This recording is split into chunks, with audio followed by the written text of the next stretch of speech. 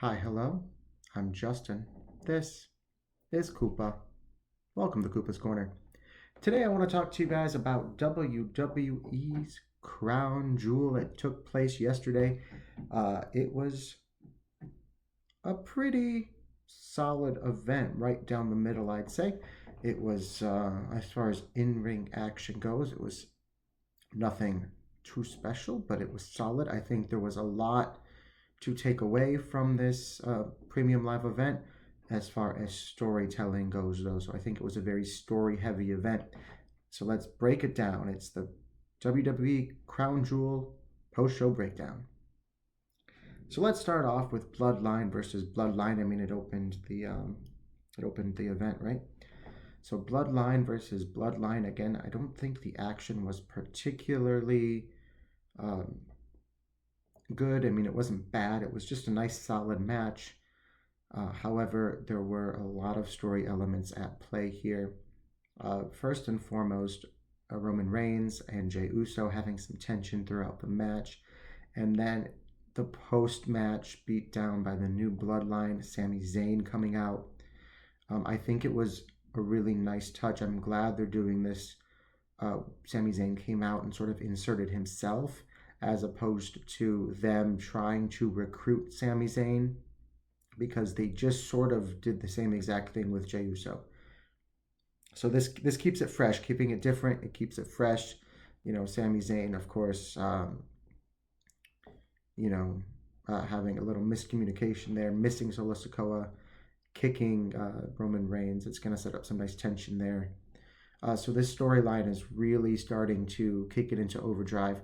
This is the storyline, and it's been the storyline in the WWE for the past few years. I mean, Roman Reigns is the star, and we're moving to Survivor Series, which is at the end of this month. We're setting up Civil War games, which is going to be awesome, and this is really the story to keep an eye out on. It's going to be kind of full speed ahead with this story going forward. Next up, it was the WWE Women's Tag Team Championship match. It was a fatal four-way match, and again, not a bad match, very solid, but not as good as it could be. And I was pretty surprised actually to see a couple of mishaps from Damage Control. They're some of the more consistent in-ring performers from that group. But a little bit of mishaps, it happens, I guess, not that big of a deal. Chelsea Green showed why she's a gem once again. She is just absolutely amazing in everything she does. She really understands her role. She provides a lot of comedy without it being, absurd. Without her being, unbelievable as a performer. Like she can hang, while she's doing it, and I think it's great. Of course, Piper Niven taking the pinfall probably moves them out of title contention for a little while. I expect Bianca Belair and Jade Cargill to kind of keep this momentum for a few more months, probably at least until the Royal Rumble. Lash Legend and Jakara Jackson from the Metaphor. This was really their first big opportunity. I mean, I know they've been on TV before, but this was their first really big opportunity, and I think that they did a decent job. You can tell that they're a little bit on the greener side.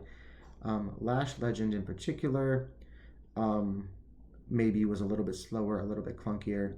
Jakara Jackson has a lot of charisma. I think she's got a lot of potential. She reminds me of Liv Morgan from a few years ago. Like, you can tell that she's charismatic, and her in-ring work, I think, will improve greatly over time. So I think there's a bright future for them.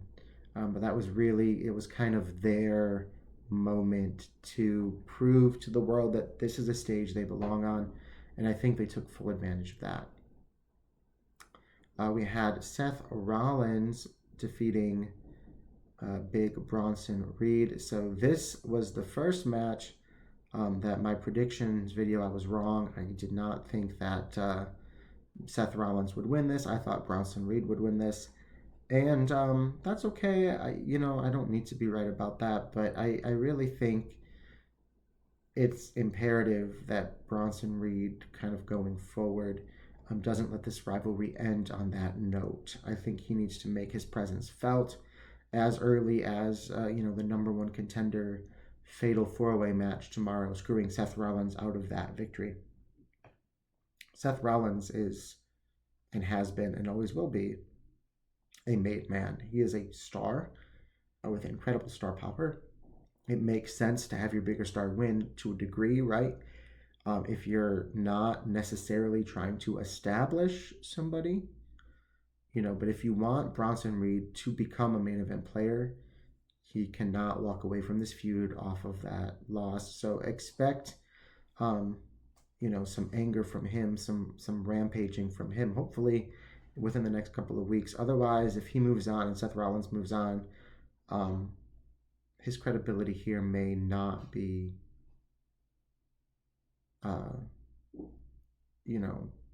able to recover as nicely. He might not be able to reach that upper echelon of superstardom.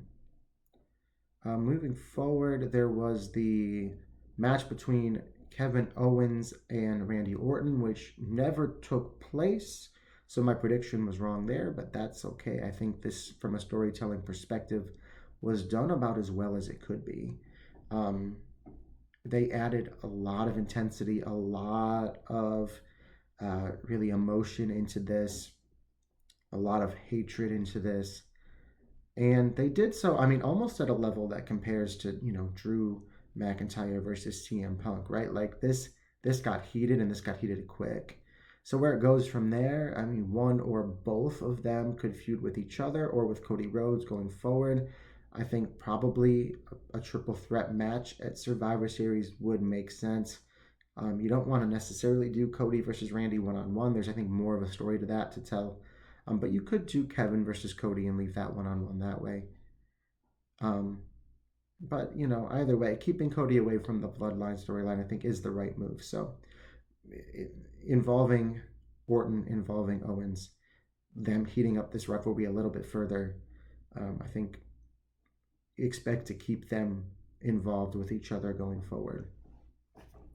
I think, let's see, what was after that? There was the United States Championship match, right? That was a decent outing for all three performers. They had a decent match, like might have been the best match of the night.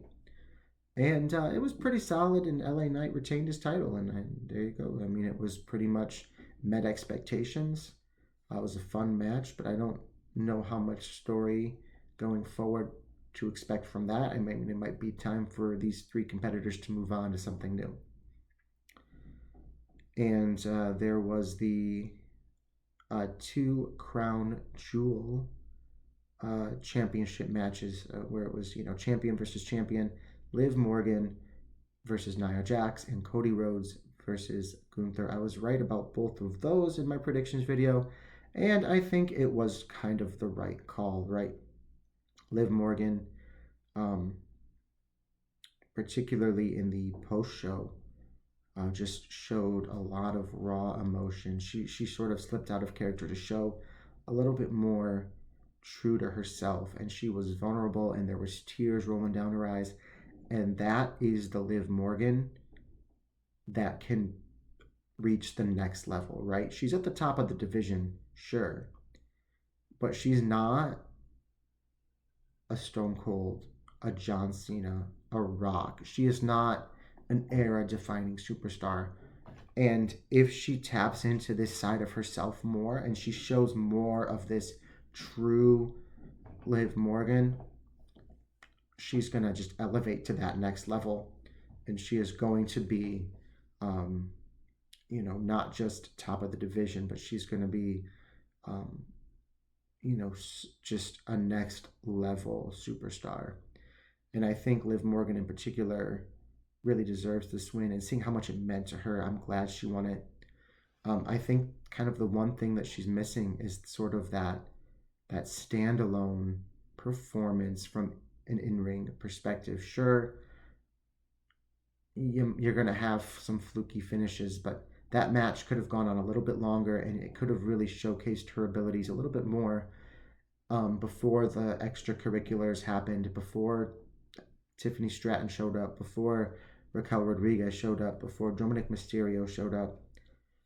If Liv Morgan really just, she needs an opportunity to showcase that she is the best in the division, as opposed to relying always on this outside interference. And I understand, right? She's a heel, she's part of a group. This interference is supposed to generate heat. I get it. But she needs a bit of a showcase for her abilities there. Liv Morgan is somebody that I'm a really big fan of. I met her in person actually at an NXT house show probably damn near 10 years ago. I mean, she was uh, that night performing as Gianna Daddio. She didn't even have the ring name Liv Morgan yet. And way back then, you could tell that this girl had charisma, right? She was green. She could barely string 3 moves together, but she has grown so much as a performer, and it has been amazing to have been on this journey with somebody from such an early stage in their career. We met once. We're not like friends or anything. She doesn't know me, but I still feel um, really proud of her almost when I saw that and seeing her tears and seeing how much it meant to her. And I know that might be a bit of a weird thing to say, but I couldn't help but almost feel proud. Yeah, it was incredible. So it was a very emotional moment for her, and it really came across through the screen. So I think that is again that is what is going to elevate her to that next level. So happy for her. As for Cody Rhodes, they did their best to protect Gunther, um, but Cody Rhodes is the guy. I mean, it is what it is. We all know it. Some of us like it, some of us don't. It doesn't matter really which side of that you're on. He's the guy. There's no denying that. And his championship win, his crown jewel championship win over Gunther, just establishes that. And I think it's unfortunate. I think it really hurts Gunther. I don't necessarily love the idea of these champion versus champion matches because, yeah, as much as you value Cody Rhodes, you devalue Gunther.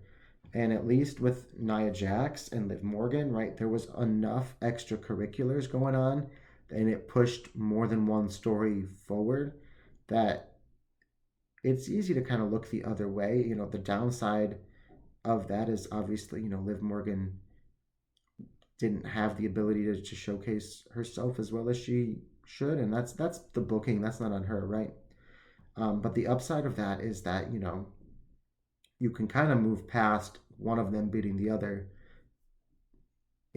because it was fluky, it was extracurricular, it was story, and this was a little bit different. This was clean, 1 2 3, no extracurriculars. Cody is better than Gunther. At least he's a bigger name in the WWE.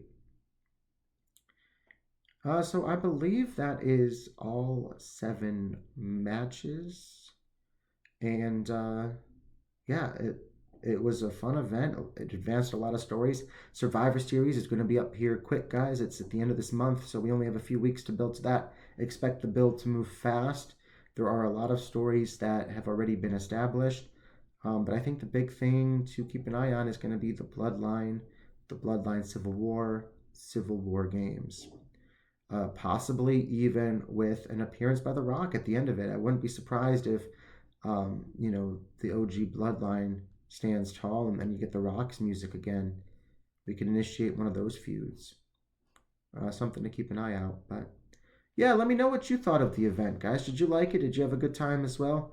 Like I said, I thought it was pretty solid. Nothing over the top, nothing too special as far as in-ring ability, but it's a pretty solid event all in all, and it was a good time. So let me know what you think, and thanks for watching. We'll see you in the next one.